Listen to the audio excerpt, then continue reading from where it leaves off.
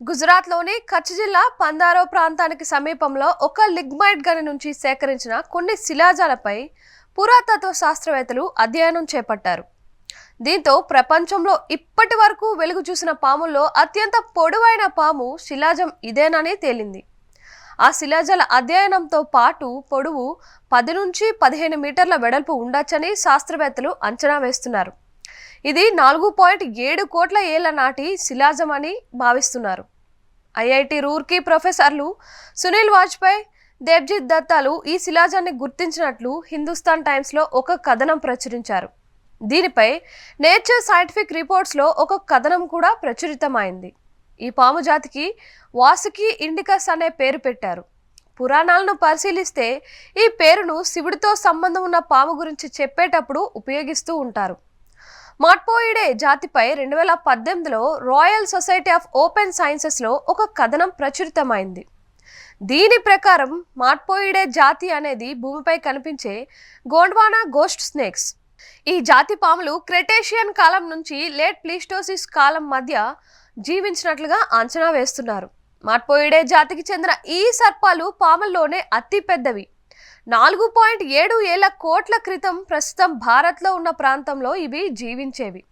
ఆ కాలంలో ఉష్ణమండల ప్రాంతాల్లో విపరీతమైన ఉష్ణోగ్రతల వల్లే ఆ పాముల పరిమాణం అంత పెద్దగా ఉండొచ్చు అని పరిశోధనా పత్రంలో రాసుకొచ్చారు. ఇప్పటి వరకు లభించిన 27 భిన్నమైన శిలాజాల విశ్లేషణ అనంతరం ఇది చాలా పెద్ద పామని తేలింది. దాని శరీరం మొత్తం పొడవైన గొట్టం మాదిరిగా కనిపించవచ్చు. ఆ పాము దాదాపు 10.9 మీటర్ల నుంచి 15.2 మీటర్ల వరకు ఉండొచ్చు. ప్రస్తుతం ఆగ్నేయ ఆసియా అంటే ఇండోనేషియా, ఫిలిప్పీన్స్లో కనిపించే రెటిక్యులేటెడ్ పైథాన్ భూమిపై జీవించి ఉండే పాముల్లో అత్యంత పొడవైనవి. అయితే వీటి పొడవు 6.25 మీటర్లు. ప్రస్తుతం వెలుగులోకి వచ్చిన పాము శిలాజం దీనికంటే చాలా పెద్దవి.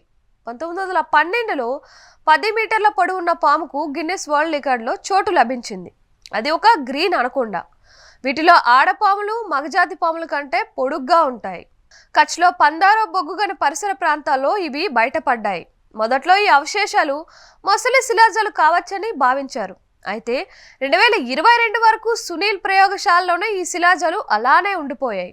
ఆ తరువాత దేబ్జిత్ దత్తా పరిశోధన కొనసాగించడంతో దీనికి సంబంధించిన మరిన్ని వివరాలు వెలుగు చూశాయి.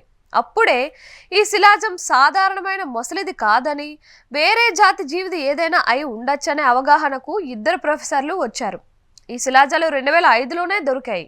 కానీ కొన్నాళ్ళ తరువాత వీటిపై పరిశోధన పక్కన పెట్టేసి వేరే వాటిపై దృష్టి సారించారు. మళ్ళీ 2022లో పరిశోధన కొనసాగించారు. మొదట్లో ఇదొక మొసలి శిలాజం అని భావించారు, ఎందుకంటే భారీ స్థాయిలో శిలాజం ఉండటమే దీనికి కారణం. కానీ తరువాత విశ్లేషణలో ఇదొక పాము శిలాజం అని తేలింది అని టైమ్స్ ఆఫ్ ఇండియాతో సునీల్ వాజ్పేయి చెప్పారు.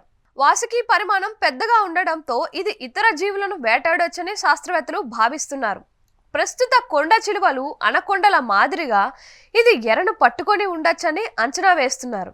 అయితే ఈ విషయంలో భిన్నాభిప్రాయాలు కూడా ఉన్నాయి.